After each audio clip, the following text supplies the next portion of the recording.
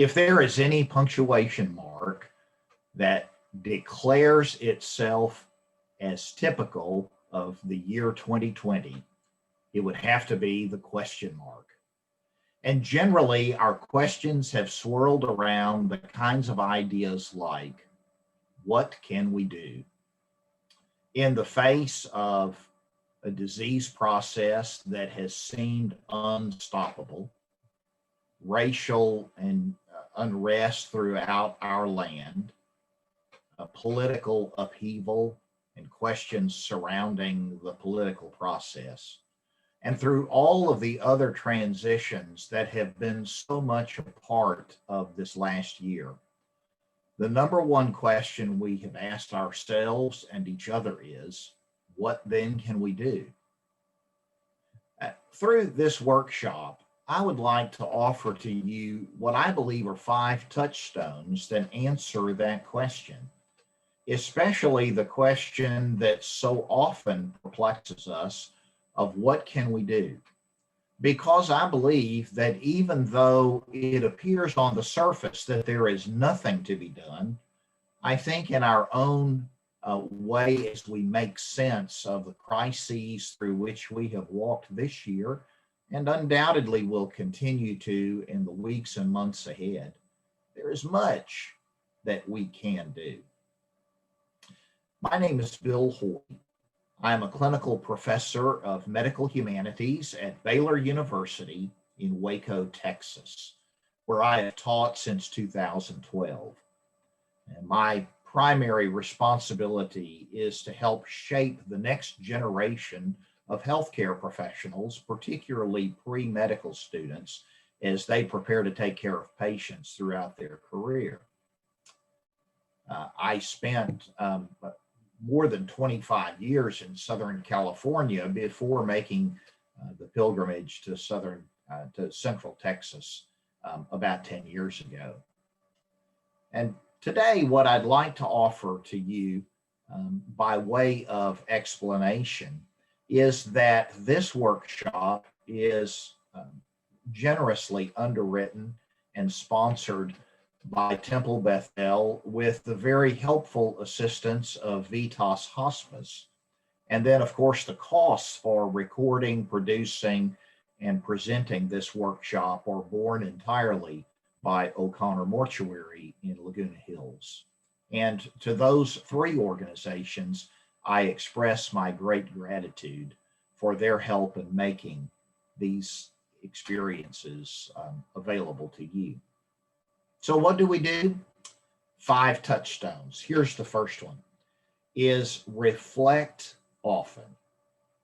Over the last 35 years I have kept a journal, sometimes pretty faithfully, more often not very faithfully.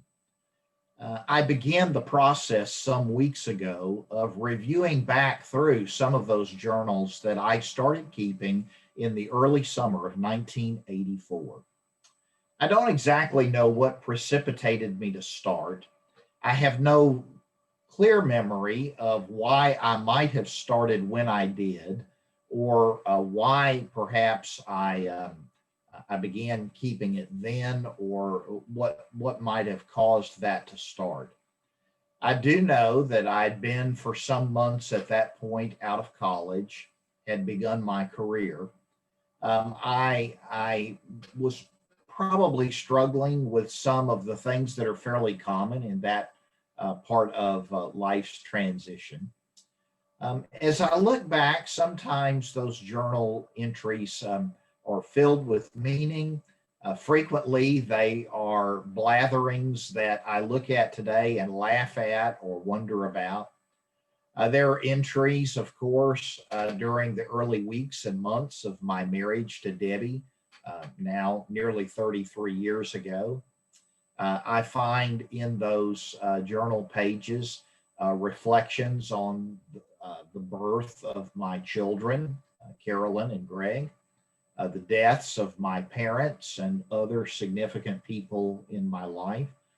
Often my reflections on what I'm reading, be that in the scripture or in other places. things that I hear, quotes that I've heard. Um, but what I find is particularly important in those reflections is that I have frequently taken time to write about what's going on in my own heart in the midst of significant turmoil or significant uncertainty. And as I reflect back on those readings now, what I discover more often than not is just how far I've come in my own personal growth over these years. If you are not already in the habit of keeping some kind of a personal journal, something written for your eyes only, preferably protected, if you keep it on your computer, protected by a password. There are, of course, many different sources you can use online that you can protect your journal with a password. Pinzoo, pinzoo.com is one of the many sources out there that I've used at different times throughout my career. And it allows you even to specify who should have access to your journal, if anyone, at the time of your death. But reflecting, asking yourself, so what's going on for me now? What's the greatest challenge of this part of this experience through which I now walk? What are the things that I'm excited about? What are the things that have happened over these last days, weeks, or months that I've found particularly exhilarating or encouraging? What are the things that I fear the most as I look forward to the future? What are the questions that percolate around in my head as I think about those things? So reflecting often a journal, be it handwritten, as I generally keep now, or whether through some kind of computer assisted program, keeping a journal that allows you to reflect often on what's happening in your life and in the world around you can be an extraordinary way to look back and see just how far you've come. A second touchstone that answers the question, what can we do? I believe is to take stock of your emotions. Of course, working in the fields of end of life care, bereavement, and death studies, which has been the subspecialty in which I have spent most of my career, both teaching, of course, but also in clinical practice and in research. We talk a lot about the role of emotion in grief, and grief is often seen as an emotion. And in fact, many people that I've heard talk about the experience of walking through the COVID coronavirus crisis this year have used grief or other metaphors to talk about that journey through this experience. Grief, of course, is a culmination of many different emotions. Many years ago, I began talking about the experience of loss being explained perhaps fairly well in thinking about 5 core emotions. And they're certainly not the only 5 that we experience in bereavement, but there's certainly 5 big ones: anger, fear, sadness, loneliness, and guilt or regrets. There are a lot of things in our world right now that I believe have occasioned anger. You may be angry at the way the political process has taken place. You may be angry at the racism that you have seen play out in your own community or across our land or around the world. You may be angry at so much that seems uncontrollable right now. Anger sometimes gives way to, though it doesn't necessarily have to a sense of fear, the kinds of things that I'm frightened about, and of course, its twin brother, anxiety, when fear sets up as sort of an habitual kind of fearfulness. Um, to think about fear at this time um, can be paralyzing in many ways. And in fact, there is much in our world that one can be fearful about.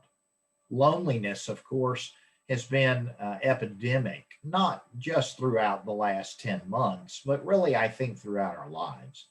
There are many different ways in which we experience a sense of loneliness, which is not the same, by the way, as feeling alone. It is simply an awareness that I'm grappling with things that are very different than what I had expected them to be, and I feel very much a lone ranger as I work through this process and those experiences. Sadness. There is much about which to occasion sadness in our world right now. A sadness, of course, because things here at the winter holidays are not as we had hoped they would be. I think certainly most of us thought when the pandemic crisis began in the early spring that surely by this point, this would be behind us. It would be short lived and we would be done. And then, of course, as spring gave way to summer and then to fall, there has been much occasion for sadness. We've, of course, said goodbye to people that we love greatly. Some, of course, have died as a direct result of the COVID illness. Far more have died because of things completely unrelated to COVID, but often have died alone in many ways. And with us as their loved ones being unable to touch and hold and talk in a face-to-face way. And for that, we have much sadness. And of course, that sometimes gives way to some intense guilt over what we said or didn't say, did or didn't do. And what, of course, this year has become a very significant awareness of what we are unable to do. There are so many things that we have been prohibited by ordinance or by good sense of being able to do. Being together with people that we love and care about. Even the notion, the tradition of holding a Shiva following the death of a loved one has in most places and most times over these last months become an online experience, which is certainly better than nothing, but is far from the kind of experience that we have when we can share tears in the presence of one another and be shoulder to shoulder with each other. Taking stock of your emotions, this second touchstone, can be very, very powerful and very helpful. I'm fairly certain that part of the emotional turmoil through which we walk is because our emotional selves become much like pinball machine balls that just kind of bounce around, flitting from place to place and not really taking time to take stock of just exactly what we're feeling and where in our body we are experiencing that. The pain in the pit of our stomach, or the lump in the throat, or the tightness in the chest, or the tenseness that we feel in our limbs, our hands, our legs. You might be particularly careful to watch for how your emotion gets expressed in your own body. I deal with some orthopedic issues, and I have noticed over not just the last few months, but really over several years, that frequently my body becomes more tense when I'm under a lot of emotional anxiety. And what I find is that stress tends to play itself out in the way that my body responds. And I have more pain and more tightness, which usually produces more pain. So take stock of your emotions, write them down. Think about what they mean and where you experience them, and perhaps, if you can, what tends to trigger them. So reflect often, take stock of your emotions. The third touchstone that I'd like to offer to you that I think helps to answer this question of what can we do? And that's to concentrate on character development.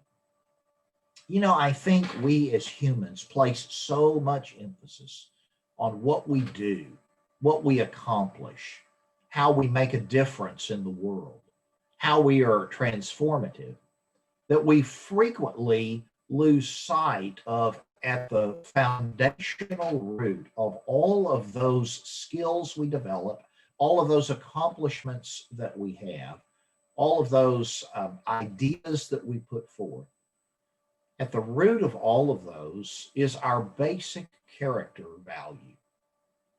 It's interesting because in their work on character values, a 900-page tome, as I recall, Chris Peterson and Martin Sell years ago wrote about the character values. I believe, if I remember correctly, there were 27 of them that they identified that were largely universal character values shared in all different philosophical and religious systems. What they discovered was that these 25, 27 character values sort of found their way into half a dozen or so basic categories. And those categories had to do with the way we make sense of the world. But if you think about it, it doesn't take a complicated system to think about the character values that we share. They usually undergird the stories that we tell one another in the face of death. As we reflect on a parent's life or a sibling or a friend who has died, we frequently are telling stories that when we take stock of them, when we take time to think about them, what we find is that those stories usually point to very clear character values or virtues. Values like love, joy, compassion, generosity, gratitude, faithfulness, passion, the kinds of things that we want to inculcate in our children. In fact, frequently what I find is if you're having struggles thinking about a list of character values, take time to say, what would I most love for kindergarten teachers to teach to 5 and 6 year olds? What would I most think I wanted to impart to my own children if I had a do-over on parenting? Or perhaps if you are a young parent or a yet-to-be parent, to take stock of what that would be hypothetically. To think about what are the things that I want to characterize my child's values? What do I want him to grow up to be? If you're wondering, are there values that not everyone shares? Well, yes, there probably are. But I'm pretty sure that most of us would rather have a child who is honest than a child who is dishonest.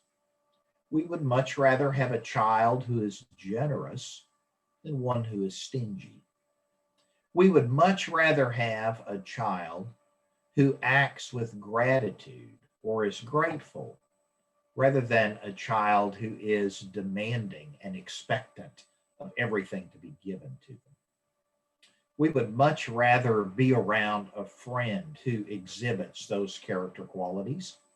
And I dare say that most of us would be much more winsome to our own friends and family members if we provided as much time in our own thinking to developing those kinds of character qualities in ourselves as we do picking apart what other people, especially those who are in the public eye, do not tend to exhibit in their own lives. I've found for myself that reading biography and history is often a great way to suggest to myself some of those character qualities that I need to impart to myself. I recently discovered, for example, a book by Martin Dugard entitled The Explorers, a story of fearless outcasts, blundering geniuses, and impossible success. And Dugard, who is an eminently qualified historian, started out working to understand a bit about the African exploration of Richard Burton and I can't remember the other guy's name now, but at any rate, um, a couple of 19th century explorers.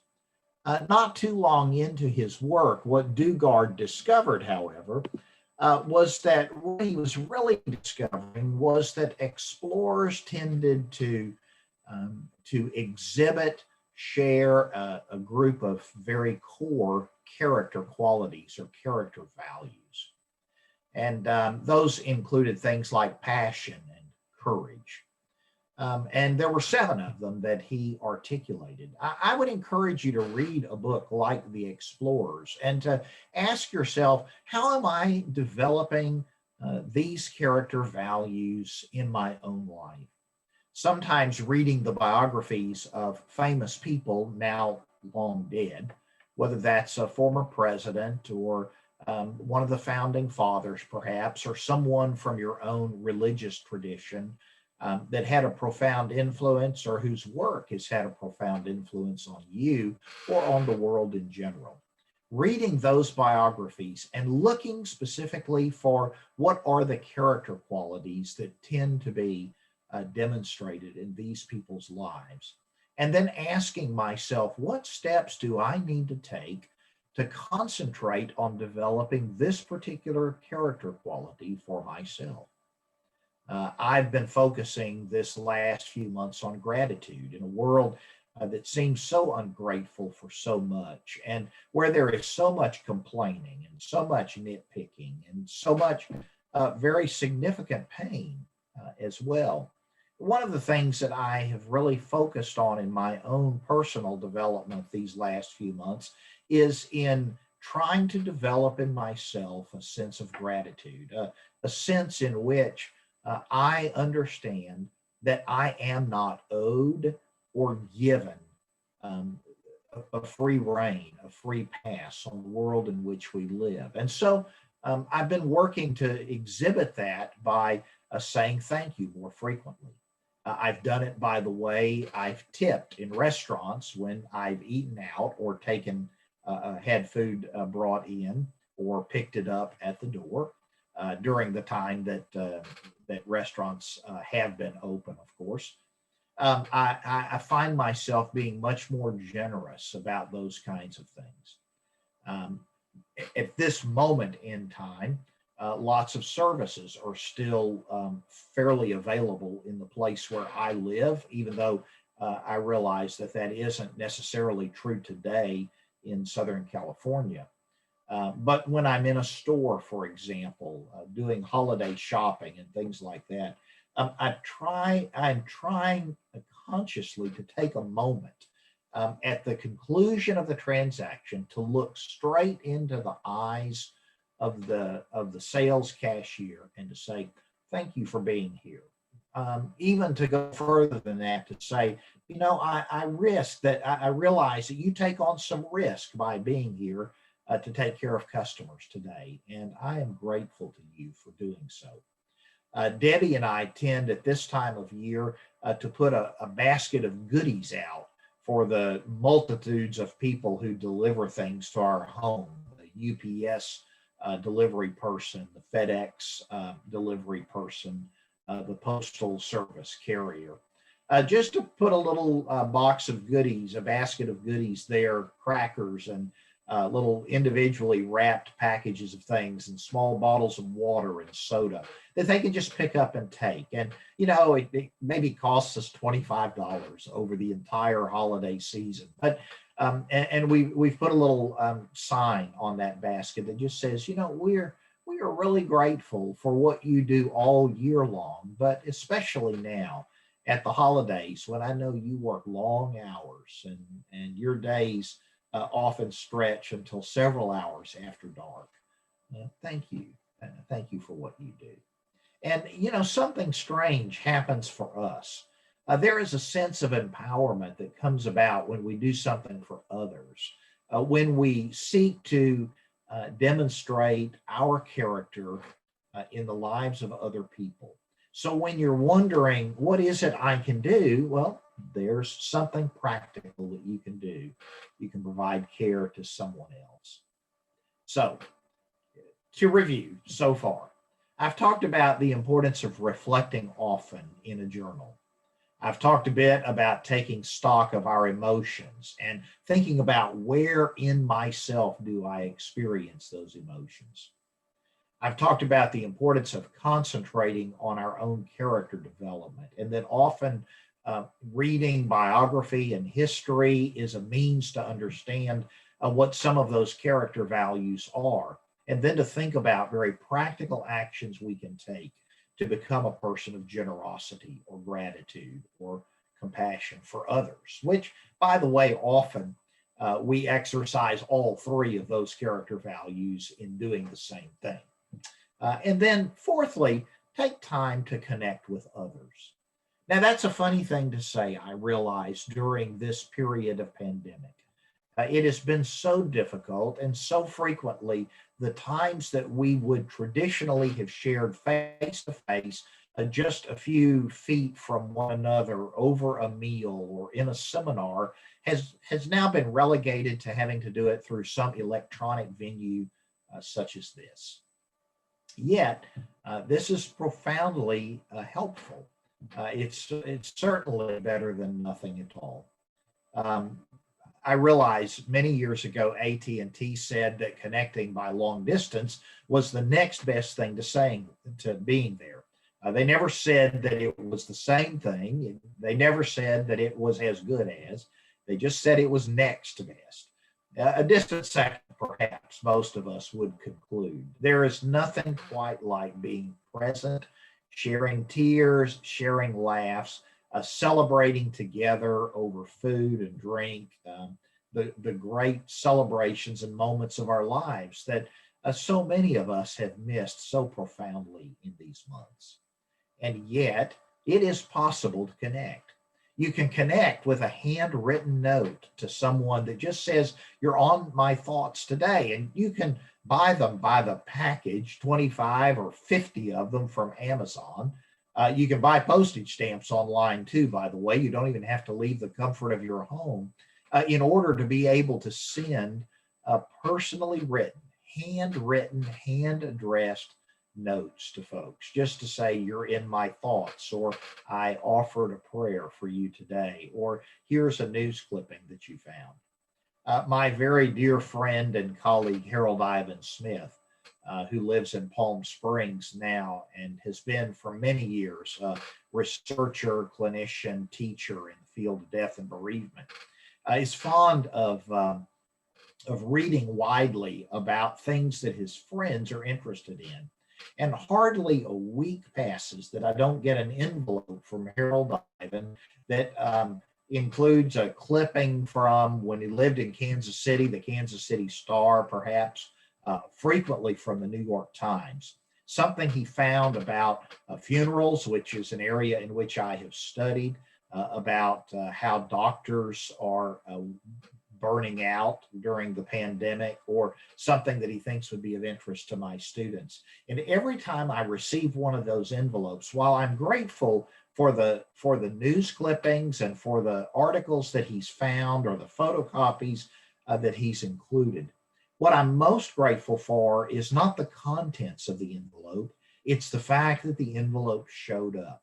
And that reminds me that this very busy man, who has an active practice of teaching and writing himself, takes time to connect with me.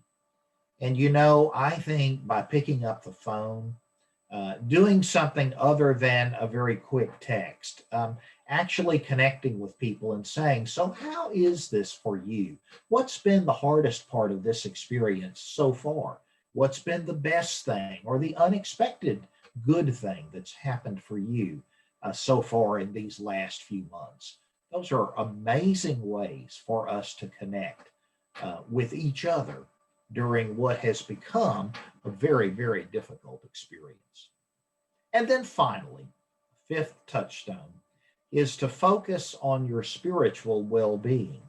Now, you probably figured that this video being recorded by and on behalf of Temple Bethel, that I wasn't about to omit the spiritual well-being from my list of touchstones, but I wouldn't anyway. You see, it is profoundly important that we connect to our spiritual roots, especially when the world around us is in such turmoil. It provides some sustenance and some substance for the world in which we live.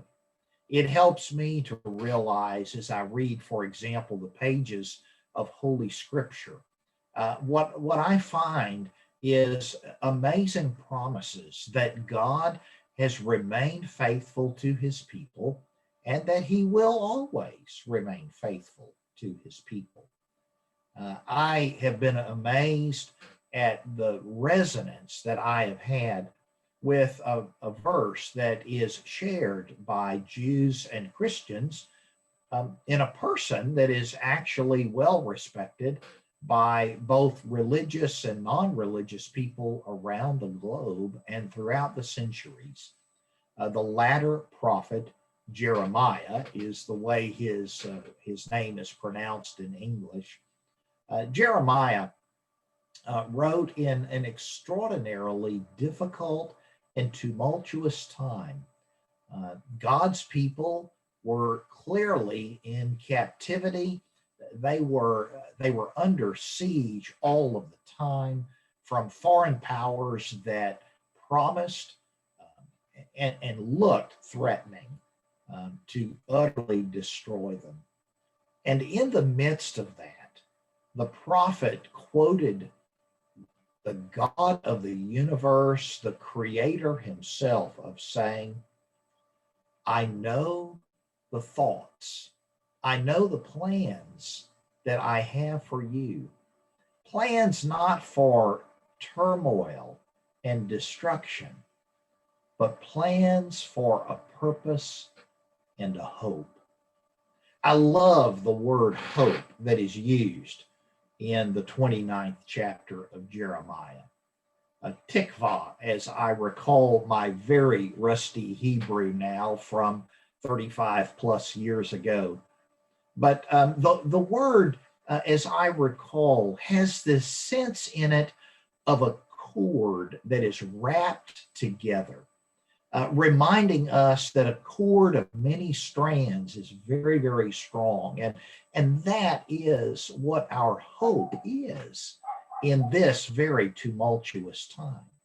The picture that the prophet held out for those people so many centuries ago was one that God holds on to us with this very tight cord, and that is what gives us hope.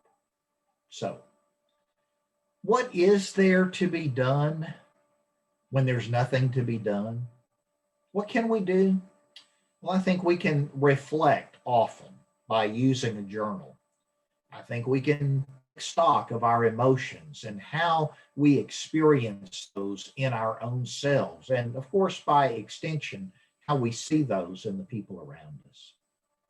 I think we can concentrate on our own character development.